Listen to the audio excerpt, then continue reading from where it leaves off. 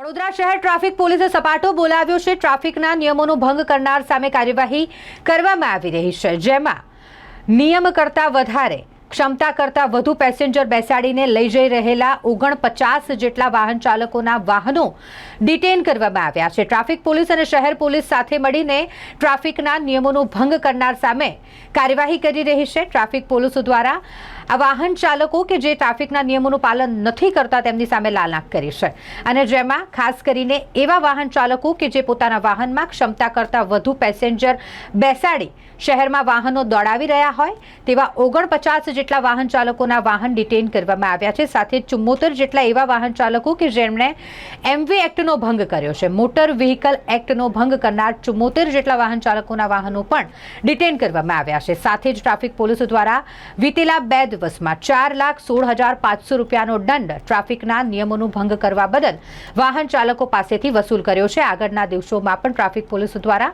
નિયમોના ભંગ કરનાર સામે કાર્યવાહી કરવામાં આવશે। આ વિશે વધુ માહિતી ટ્રાફિક એસીપી ડીએમ વ્યાસ દ્વારા આપવામાં આવી છે।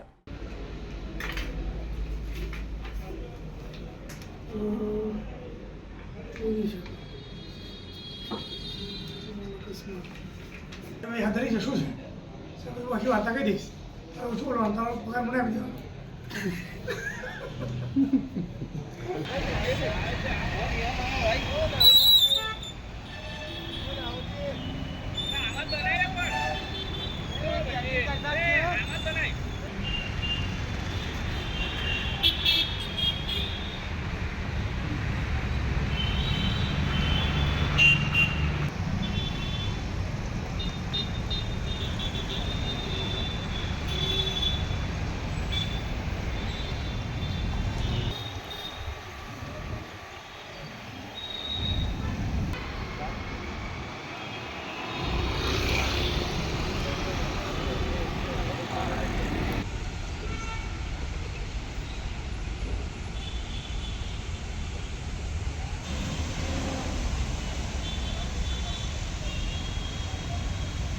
ગઈકાલે 49 જેટલા વાહનોને ડિટેન કરવામાં આવ્યા છે, અને મહિના દરમિયાન 100થી વધુ વાહનોને ડિટેન કરવામાં આવ્યા છે।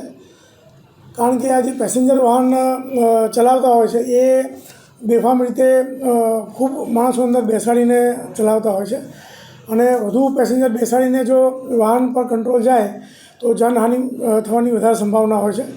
એટલે સીપી સાહેબ, અધિક કમિશનર સાહેબ, ડીસીપી સાહેબની સૂચના માર્ગદર્શન મુજબ અમારી પૂર્વ પશ્ચિમની બંને ટીમોએ ભેગા થઈ અને ગઈકાલે 49 જેટલા વાહનો વિરુદ્ધ કાર્યવાહી કરી છે અને એમને ડિટેન કર્યા છે।